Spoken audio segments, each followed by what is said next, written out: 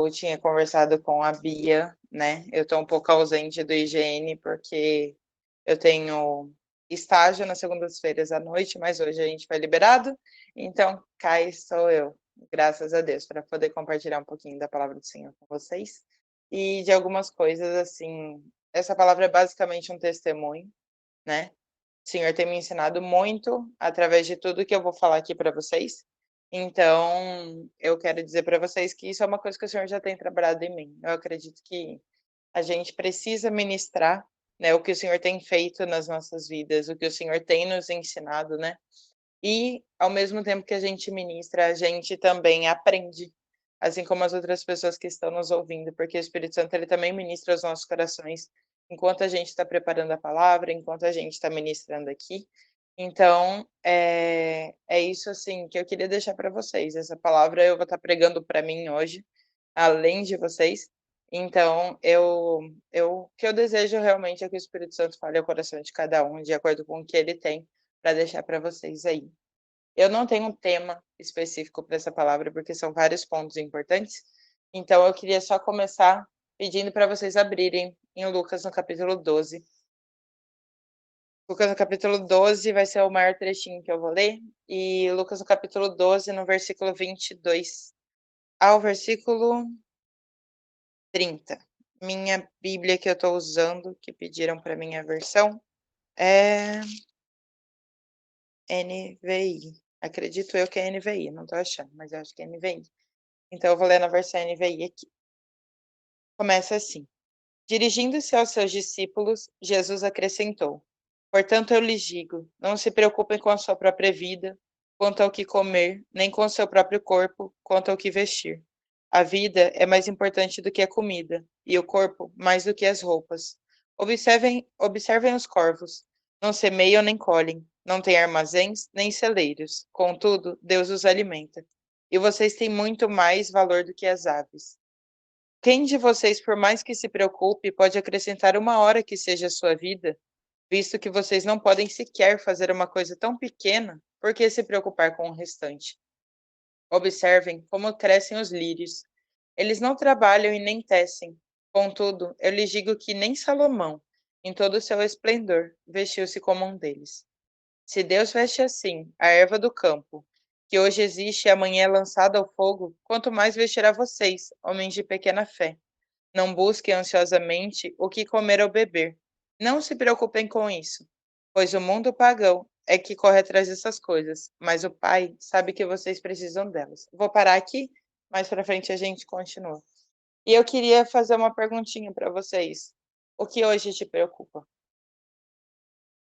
É o seu trabalho, é o seu estudo, é o seu futuro?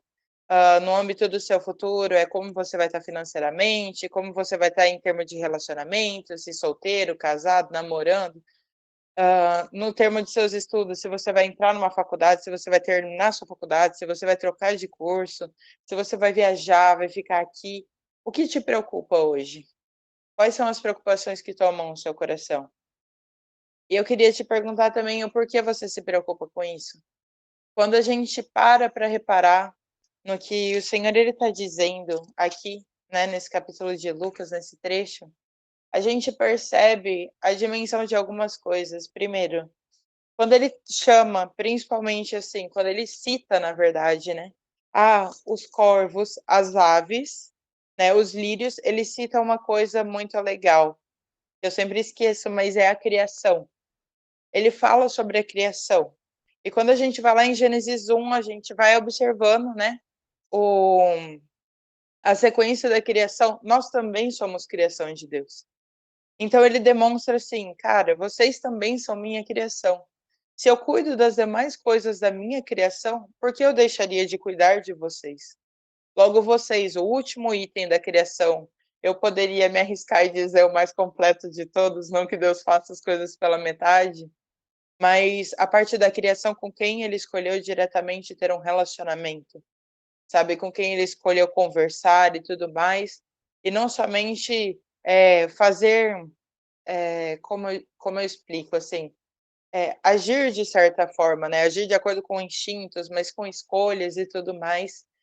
E quando eu paro para observar isso, eu vejo o cuidado de Deus. O cuidado de Deus em nos lembrar primeiro que Ele é o Deus criador, que Ele criou todas as coisas, que Ele não criou nada, fora, que não há nada que seja fora do seu domínio, que não tenha sido criado por Ele, assim como nós.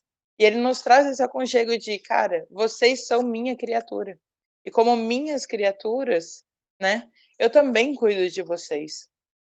Você não vê, por exemplo, um pássaro se preocupando assim: "Meu Deus, o que que eu vou comer amanhã?". Ou uma planta se preocupando se ela vai ter água no dia seguinte, ou sol, ou qualquer outra coisa que é para a vida deles, mas eles literalmente ali exercem as suas funções, e o Senhor dá a eles de acordo com o que o Senhor quer. Mas nós, em nossos inúmeros pensamentos e anseios e dúvidas e vontades, nós constantemente nos perguntamos e nos preocupamos. Quando a gente para reparar na oração do Pai Nosso, eu vejo um cuidado de Jesus com isso também, ele fala: "O pão nosso de cada dia", ou seja, o cuidado diário que o Senhor tem conosco, que Ele nos deu hoje. E quantas vezes a gente não pega o nosso coração e ele está cheio de ansiedade, cheio de preocupações, preocupações muitas vezes que nós não temos como fazer algo a respeito delas. Você se preocupa assim: "Meu Deus, como é que será que eu vou estar no futuro?". Mas me diz a verdade, quanto você pode fazer hoje para estar no lugar que você quer estar no futuro? Você pode fazer só o que você tem nas suas mãos agora. Além disso, você não pode, então para que se preocupar tanto? Para que gerar tanta ansiedade no seu coração? Ser uma pessoa tão ansiosa me pega nesses questionamentos todos os dias. Eu me pego em 1,5 milhão de hipóteses e pensando: "Meu Deus, e se isso acontecer, e se aquilo acontecer, e se aquilo outro acontecer?". E minha psicóloga, ela brinca comigo, ela fala: "Isabela, você precisa trabalhar com fatos, o que está acontecendo agora. O que você está vivendo hoje, o que é a certeza". E o Senhor, ele nos convida para a mesma coisa. Se eu cuidei de você até aqui, se eu estou providenciando as coisas para você até aqui, se eu tenho colocado a minha mão sobre tudo que você tem feito, guardado a sua casa, a sua família, a sua saúde, te dado forças, por que você se preocupa tanto? Por que você não trabalha com os fatos, sabe?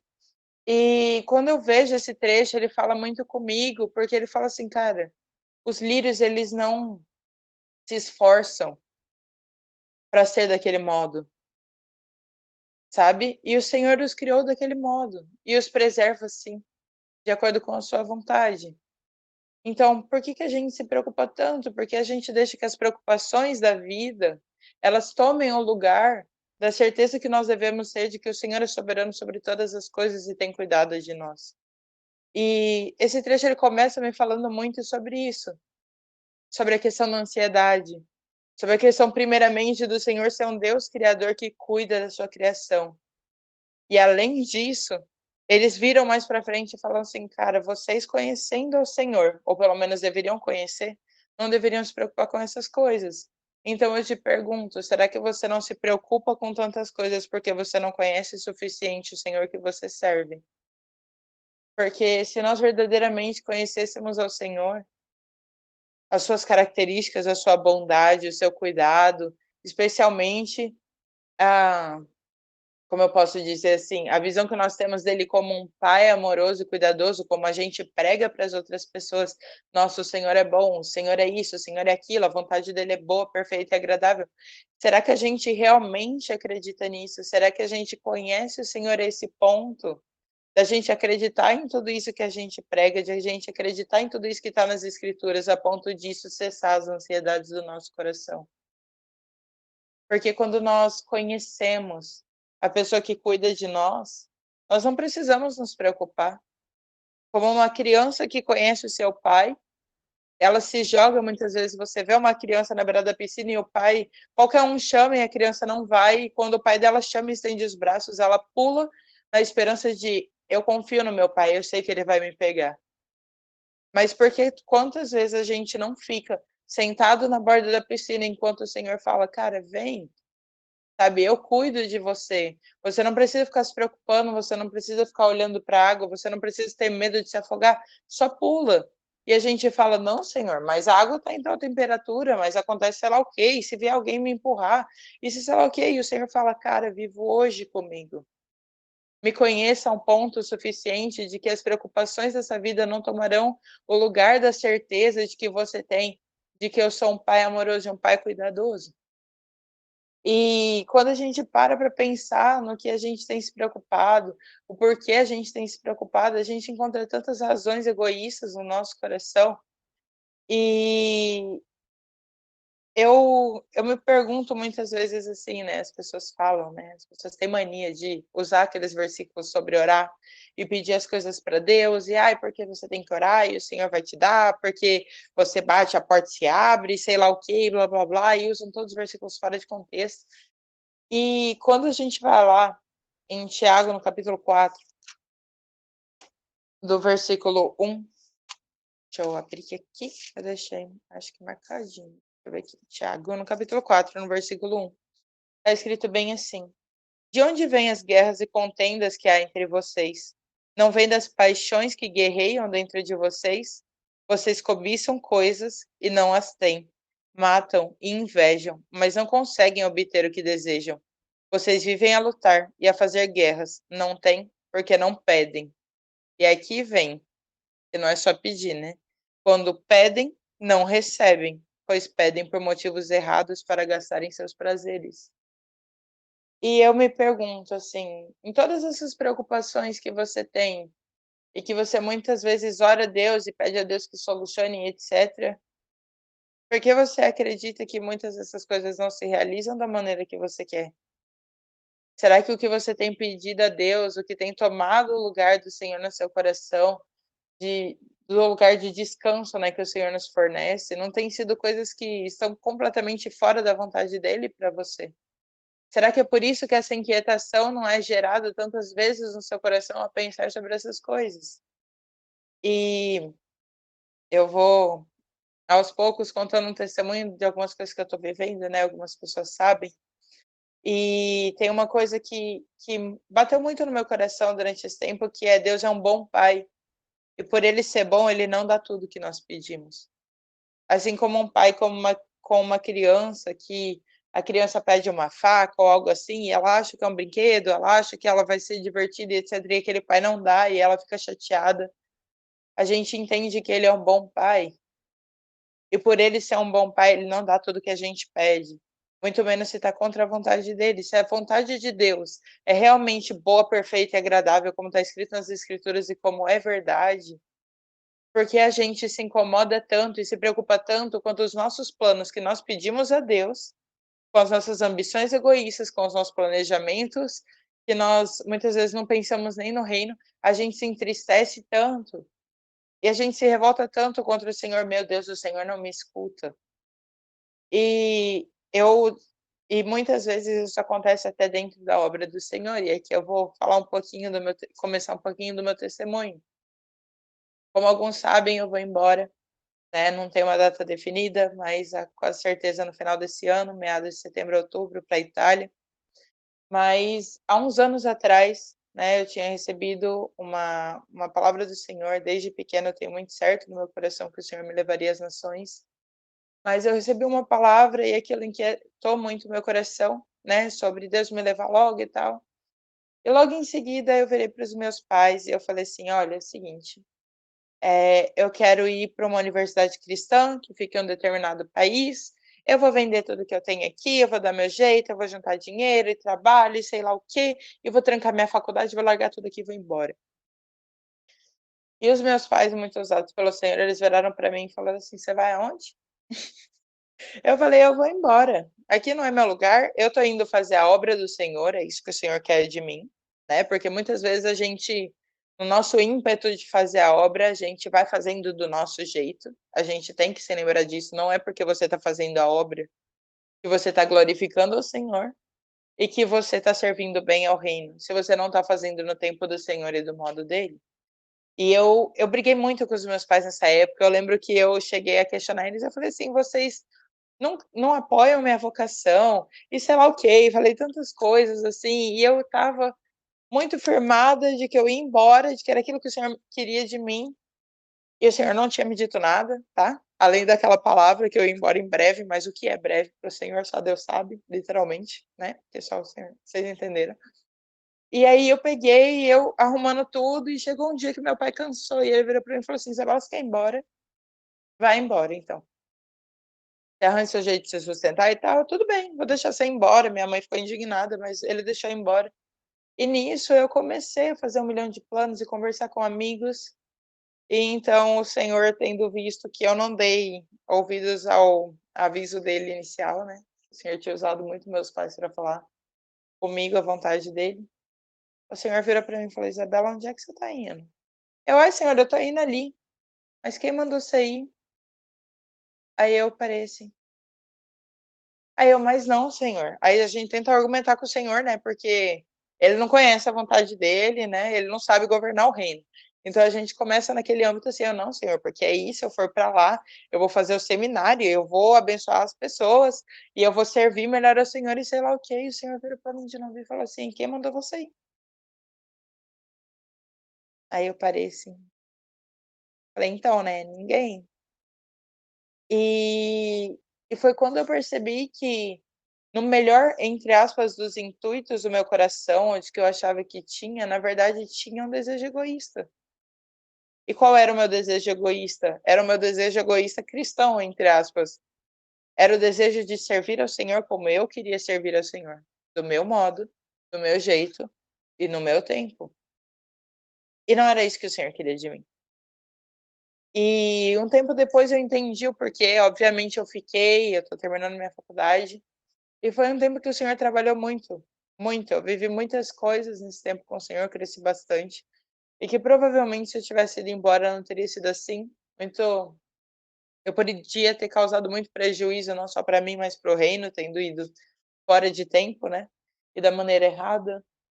E eu parei para pensar, eu falei: "Cara, quantas vezes a gente não enxerga os motivos errados que permeiam o nosso coração, quando a gente pede as coisas para Deus, ou quando Deus nos fala algo e a gente interpreta do modo como a gente quer, ou quando a gente sai falando que os nossos sonhos pessoais são planos de Deus para a nossa vida, quando na verdade o Senhor pode ter tido aquele plano para outra pessoa, mas talvez não para você, sabe. A gente olha a Bíblia, a gente olha as coisas acontecendo na vida dos nossos amigos ao nosso redor e a gente deseja aquilo até com uma boa intenção.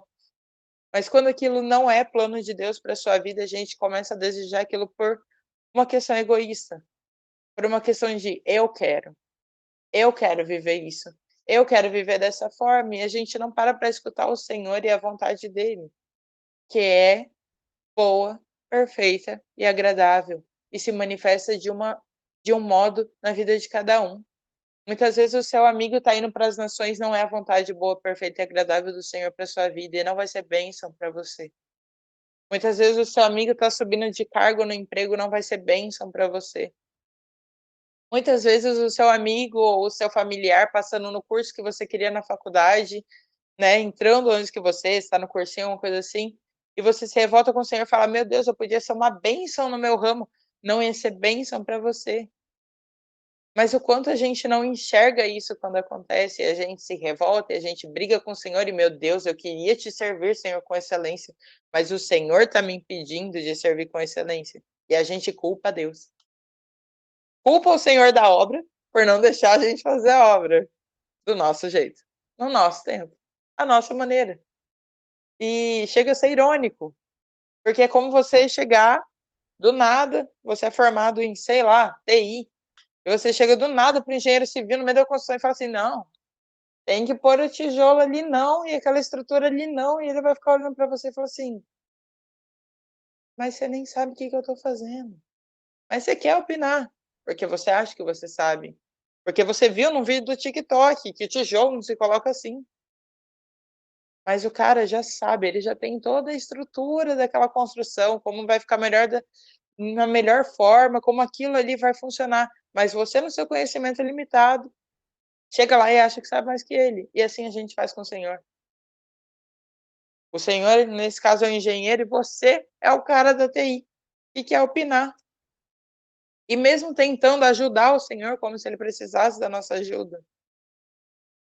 A gente tem que aprender muitas vezes, e isso eu falo especialmente para mim, a simplesmente obedecer, a parar de querer opinar nos planos do Senhor, de dar ideia para o Senhor, de dar ideia. Senhor, Olha aqui, eu posso ir para o seminário e fazer. Não. Cara, se submeta à vontade do Senhor. Não é, Senhor, eu posso ir para o seminário fazer, é, Senhor, é da tua vontade que eu faça isso. É da tua vontade que eu vá para o seminário. Vai ser benefício para o reino eu ir agora para esse lugar. Eu estudar nesse lugar, eu ser amigo dessa pessoa, eu ir para tal país, eu fazer tal curso. Quanta gente faz as coisas pela nossa ambição egoísta, achando que a gente está glorificando o Senhor através daquilo, ou contribuindo para o reino. E quando a gente vai lá para 1 João, no capítulo 5, no versículo 14 e 15, está escrito assim: esta é a confiança que temos ao nos aproximarmos de Deus. Se pedimos alguma coisa de acordo com a vontade de Deus, ele nos ouvirá. E se sabemos que ele nos ouve em tudo que pedimos, sabemos que temos o que dele pedimos. Ou seja, o que o Senhor promete para nós? Que nós vamos ter o que a gente pede. Desde que a gente peça de acordo com a vontade de Deus. Tadá! Resumindo, se você pedir o que Deus já queria para você, ele vai te dar. Por quê? Porque já era o que ele queria para você. Enquanto você não entender que o Senhor ele vai te dar o que é da vontade dele para você e continuar batendo cabeça e orando por coisas que o Senhor nunca falou que era vontade dele para você, você vai continuar se frustrando. E vai continuar se frustrando, e uma atrás da outra. E olha que eu já me frustrei muito com isso. Hoje em dia eu tô aprendendo a ficar mais quieta e ouvir mais a vontade do Senhor, do que ficar pedindo o que não me interessa. E quando a gente vai lá em Marcos, no capítulo 3, deixa eu achar aqui, tá marcadinho, aqui. Marcos no capítulo 3, no versículo 33, tá escrito bem assim: quem é minha mãe e quem são meus irmãos? Perguntou ele. Então olhou para os que estavam assentados ao seu redor e disse: aqui estão minha mãe e meus irmãos. Quem faz a vontade de Deus, este é meu irmão, minha irmã e minha mãe. Ou seja, até o quesito da nossa adoção é determinado por fazermos também a vontade de Deus. É assim que nós somos considerados filhos de Deus também. É quando nós fazemos a vontade de Deus, que Cristo ele olha para nós e ele nos reconhece. Cara, esse é meu irmão, esse é minha irmã, esse também é filho do meu pai. Porque o filho, ele cuida dos interesses do pai. Essa é a nossa função aqui, é cuidar dos interesses do Senhor. A vontade do Senhor está intimamente ligada aos seus interesses em relação ao reino. E a gente está aqui justamente para cuidar disso, da vontade do Senhor, do reino do Senhor. Como filhos que são bons mordomos das coisas que o Senhor te deu. E quando. Desculpa, galera, eu tô meio doente. Quando a gente vai lá para Lucas, no capítulo 22, no versículo 41 e 42, a gente vê uma coisa muito peculiar que muitas vezes a gente não esperava. Que é quando a vontade do Senhor não coincide com o que a gente acharia que seria melhor naquele momento. E lá em Lucas 22, versículo 41 e 42, é Jesus orando no monte. E ele ora ao Pai e ele fala assim: ele se afastou deles a uma pequena distância, ajoelhou-se, começou a orar. Pai, se queres, afasta de mim este cálice. Contudo, não seja feita a minha vontade, mas a tua. Nesse momento, muitos de nós, a gente poderia discordar completamente da vontade de Deus se a gente estivesse ali. A gente poderia virar e falar assim: não, Senhor, para que você vai matar Jesus agora? Ele está curando tantas pessoas, realizando tantos milagres. Ele está falando tantas coisas e nos ensinando tudo, porque agora, 3 anos de ministério, que absurdo, Senhor. E a gente para e na nossa mentalidade limitada, a gente acredita que a gente sabe o que é melhor para o reino de Deus. A gente sabe o melhor jeito de Deus nos usar, até onde Deus vai nos usar, da maneira como Deus vai nos usar, até onde nós vamos, pasmem, viver. Esse quesito de Jesus foi literalmente vida e morte. Ele virou e falou: Pai, Se você quiser, ele se submeteu completamente. Afasta de mim esse cálice, mas acima de tudo, faz a tua vontade. Porque Jesus entendeu que, mesmo que afastar o cálice parecesse a melhor opção naquele momento, a vontade de Deus sempre seria melhor do que a dele. Sempre iria muito além. E se a gente não aprender a submeter nossos anseios, nossas vontades, nossas preocupações e tudo mais à vontade de Deus e à soberania de Deus, a gente vai continuar achando que a gente tem algum dedo em ajudar Deus, ou que a gente sabe o que é melhor para nós. Nós precisamos, como uma noiva, de um noivo perfeito, nos aprender a nos submeter à sua vontade, a obedecê-lo acima de tudo, a entender cada momento e cada porta fechada como uma bênção do Senhor para nós, e não como uma frustração dos nossos sonhos e planos egoístas. Quantas vezes a gente já não quis virar para o Senhor e falar: "Ai, Senhor, eu queria pregar mais na minha igreja", e por trás do no nosso coração a gente queria reconhecimento, ou a gente queria liderar para a gente poder impor a nossa vontade, ou a gente queria se destacar em alguma coisa para que as pessoas olhassem para nós e nos admirassem, ou a gente queria, pasmem, enriquecer financeiramente para comprar coisas materiais que a gente nem precisa, enquanto tantas pessoas ao nosso redor passam necessidade. Vocês acham mesmo que isso é o objetivo que o reino tem? Eu entendo que em tudo que o Senhor nos prospera, é uma coisa que eu tive que aprender também durante esse tempo. O Senhor me mostrou claramente nas escrituras: "Cara, tudo que eu te dou em sentido de prosperidade", e aqui eu não estou falando de dinheiro, eu estou falando de capacidade intelectual, eu estou falando de criatividade, eu estou falando de tempo, eu estou falando de saúde, eu estou falando de força. Tudo que o Senhor te prospera é para você abençoar o reino. Se você está achando que o Senhor te deu um cargo melhor no seu emprego para você ter uma Land Rover, meu filho, tu está bem enganado. O Senhor te deu um cargo melhor para você poder olhar para os necessitados e auxiliar eles nas necessidades deles. O Senhor te deu uma boa saúde para você poder visitar as pessoas enfermas e levar uma palavra de consolo. O Senhor te deu uma criatividade para você poder ajudar alguém que está carecendo muitas vezes, fazer uma redação, alguma coisa assim, de modo criativo. Auxiliar uma pessoa que precisa fazer uma arte para a sua igreja, alguma coisa que você possa abençoar. E quantas vezes a gente não passa de um bando de egoísta quando a gente pede para Deus sabedoria. Você quer sabedoria para quê? Para cuidar da sua própria vida? Ou você quer sabedoria para aconselhar as pessoas ao seu redor, para auxiliar na sua igreja, para pregar a palavra do Senhor? Para que eu quero essa sabedoria? Para que eu quero os dons? Eu estava falando esses dias, eu postei no Twitter, eu falei assim: "Eu acho incrível quantas pessoas elas pedem o dom de línguas, e não tem nada de errado com o dom de línguas, mas elas justamente pedem e falam assim: "Ah, eu quero o dom de línguas para minha edificação pessoal". Você já parou para ler? Quando o apóstolo ele fala sobre o dom de línguas e logo em seguida eles falam assim: "E vocês também busquem o dom de interpretação para que vocês possam abençoar as outras pessoas". Quantas pessoas você vê que ou possuem o dom de línguas, ou que querem o dom de línguas e falam assim: "Cara, eu quero ter o dom de línguas, mas eu também anseio muito por ter o dom de interpretação para poder abençoar as pessoas do reino".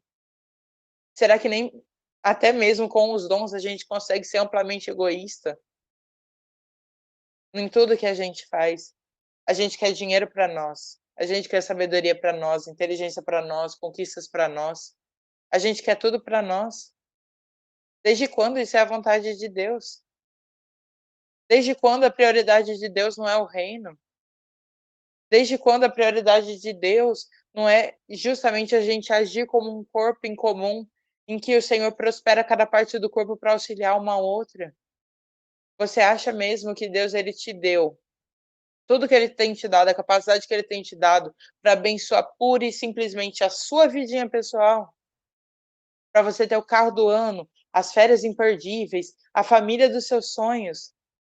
Você acha mesmo, e aqui eu vou falar sobre relacionamento agora, eu amo falar sobre esse assunto, e eu sou muito crítica, mas eu virei esses dias e eu falei para uma amiga minha, ela estava a galera sempre quer casar você na igreja, né.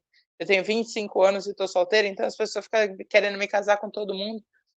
E eu cheguei a uma compreensão de algo esses tempos atrás e trouxe muita paz ao meu coração, e principalmente além daquelas partes em que Paulo ele fala sobre a questão do homem solteiro, né, da mulher solteira, poder se dedicar mais ao reino, e eu falei assim: "Cara, se o nosso objetivo é contribuir para o reino de Deus, se eu estando solteira, eu contribuo mais para o reino do que se eu estiver casada, eu prefiro permanecer solteira o resto da minha vida do que contribuir menos para o reino.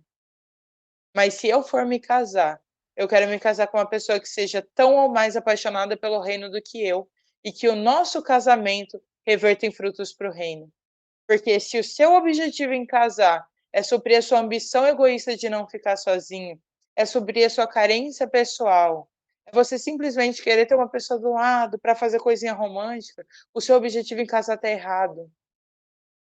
Todo o nosso objetivo na nossa vida deve ser fazer a vontade do Senhor. E a vontade do Senhor é fazer o nome dele conhecido, é cuidar do reino. Cara, você é filho do rei. Os filhos do rei se preocupam com as coisas do reino. E se você está fazendo qualquer coisa na sua vida hoje que não tenha uma mentalidade de como eu posso abençoar o reino com isso, como isso vai servir melhor ao reino, como isso vai contribuir para o reino, entenda, a sua mentalidade está errada. Quando ajudamos pessoas ao nosso redor, nós fazemos isso para abençoar o reino. Quando nós ganhamos um cargo maior numa empresa, a gente está ali para fazer aquilo em prol do reino. Se você não está estudando para ser um servo melhor para o reino, você está estudando pelo motivo errado. Se você não está trabalhando para ser um profissional que vá contribuir para o reino, você está trabalhando pelo motivo errado.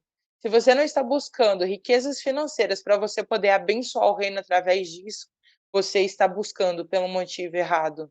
E principalmente, se você não está buscando amizades corretas, relacionamentos, seja de casamento, namoro, que vão contribuir para o reino, você está forjando os seus relacionamentos no lugar errado.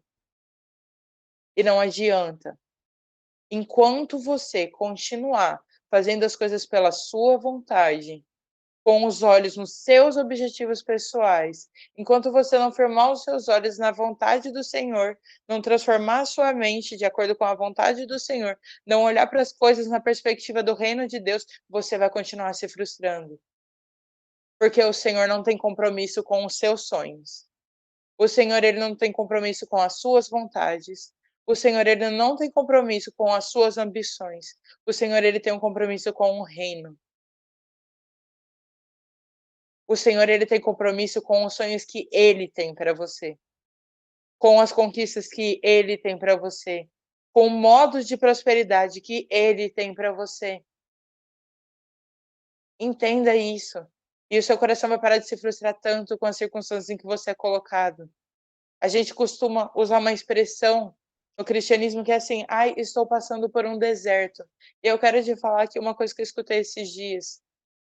O deserto foi a vontade de Deus para João Batista, e ele abençoou a vida de muitas pessoas ali dentro. Não trate o seu deserto muitas vezes como um lugar de passagem, às vezes seu deserto vai ser um lugar de permanência. E vai ser no meio do seu deserto, onde as pessoas não enxergam prosperidade nenhuma, que a vontade de Deus será próspera dentro do seu coração e será derramada na vida das pessoas ao seu redor. João Batista estava no meio do deserto. E qual era a preocupação de João? Era as suas roupas? Era o seu dinheiro? Era as suas ambições? Não, a preocupação de João Batista era falar: "O reino dos céus está próximo, se arrependam". João Batista, ele não olhava para aquele deserto e falava: "Meu Deus, que lixo, que sofrimento, eu estou sofrendo tanto e os meus irmãos estão na tranquilidade". Não, João Batista, ele percebeu que o deserto era a vontade do Senhor para a vida dele. E ele viveu o reino assim, da melhor forma possível. E João Batista teve a melhor vida que ele poderia ter, porque os olhos dele não estavam no que ele achava que ele devia ter, mas nos sonhos e planos do Senhor para a vida dele. E ele, pasmem, encontrou o Senhor em carne e osso. Meu sonho ver Jesus, igual o João viu. E poder falar: "Cara, eu não sou digno de desatar as sandálias dos seus pés". E ele teve esse privilégio. E João, ele não teve o privilégio de ver o Senhor face a face na prosperidade humana, num cargo. João, ele viu Jesus face a face no meio do seu deserto, fazendo a vontade de Deus. Você quer ver Jesus? Conheça o Deus que você serve e viva de acordo com a vontade dele. Assim você vai conhecer Jesus, ó, face a face e se tornar cada vez mais parecido com ele. E a última pergunta que eu quero deixar para você é: os seus sonhos, eles têm como objetivo contribuir para o reino? Verdadeiramente, sejam eles até os ministeriais. Será que são esses mesmos os sonhos que o Senhor ele colocou no seu coração? Ou são ou é você tentando dar uma ajudinha para o Senhor? Ou somos nós tentando dar uma ajudinha para o Senhor? É essa palavra que eu queria deixar para vocês, e eu vou finalizar só com uma constatação. Eu não fui embora aquela vez. E hoje acho que faz uns 3 anos de que isso aconteceu. E o Senhor tem alinhado todas as coisas para que eu possa ir embora para um outro país, fazer uma outra coisa de acordo com a vontade dele, e ele tem aberto todas as portas. Ele tem cuidado de tudo, tem suprido tudo e prosperado em tudo. E eu não estou falando aqui em recursos financeiros, mas em paz, amor, pessoas que têm orado pela minha vida e me ajudado de formas que eu jamais imaginaria. E mesmo assim, eu virei para o Senhor esses dias e eu não sou melhor que ninguém aqui, gente, de verdade. Eu falo assim, dando meu testemunho, eu falei tal coisa, eu penso tal coisa sobre o casamento, mas isso foi muito quebrando a cara. E foi o Espírito Santo trabalhando muito no meu coração e eu ainda estou aprendendo. Muito do que eu repito aqui para vocês, de que eu estou falando assim, do que eu estou vivendo, é eu me lembrando de que eu estou vivendo isso. E eu falei para o Espírito Santo esses dias assim, eu tinha feito uma rifa, e no segundo dia da rifa eu já tinha muitas rifas vendidas, e eu virei para o Senhor e eu orei sinceramente, eu falei: "Senhor, eu só quero ir embora se for da tua vontade. E se não for da tua vontade, o Senhor pode cancelar tudo que o Senhor está fazendo. Pode não vender mais uma rifa a partir de hoje. Pode todo o negócio do cartório dar errado, passagem, meus pais não gostarem mais dessa ideia, as pessoas me desincentivarem. Eu não quero ir se não for da tua vontade, porque eu prefiro ter entre aspas, uma expectativa frustrada, do que viver algo que não é o que o Senhor tem para mim. Porque eu soube aprender que a frustração das minhas expectativas, quando elas não são o que o Senhor tem para mim, elas são bênção para minha vida, e elas não são dor. Então, o que eu quero te desafiar hoje é começar a viver isso. Eu estou começando a viver isso, eu não estou vivendo isso plenamente ainda, eu estou aprendendo. E o Senhor tem que me lembrar sempre. O que eu quero te convidar hoje é você perguntar em todas as coisas que você faz: "Senhor, é da sua vontade isso?" E se arriscar em orar e falar assim: "Senhor, se não for da tua vontade, se não for benefício para o reino, não me dê ou tire da minha vida." Porque eu entreguei, como eu falei, a área dos meus relacionamentos ao Senhor, e eu falei: "Senhor, eu não quero um marido, se não for para contribuir mais para o reino do que eu contribuiria solteira." E eu sei o quanto isso me custa e o quanto eu sonho em ter uma família, mas eu sei que os meus sonhos, eles não se equiparam aos sonhos de Deus. E as coisas que têm importância para o Senhor e para o reino, devem ter muito mais importância na minha vida do que qualquer desejo pessoal que eu tenha. Então eu convido vocês justamente para isso, para colocar de uma vez por todas o coração de vocês, os sonhos, os planos, e deixar eles serem substituídos pelos sonhos e planos e pela vontade de Deus na sua vida, para que seja para benefício do reino, que é o nosso objetivo enquanto nós estamos aqui. Obrigada, galera. Uma boa noite para vocês. Deus abençoe. Uau!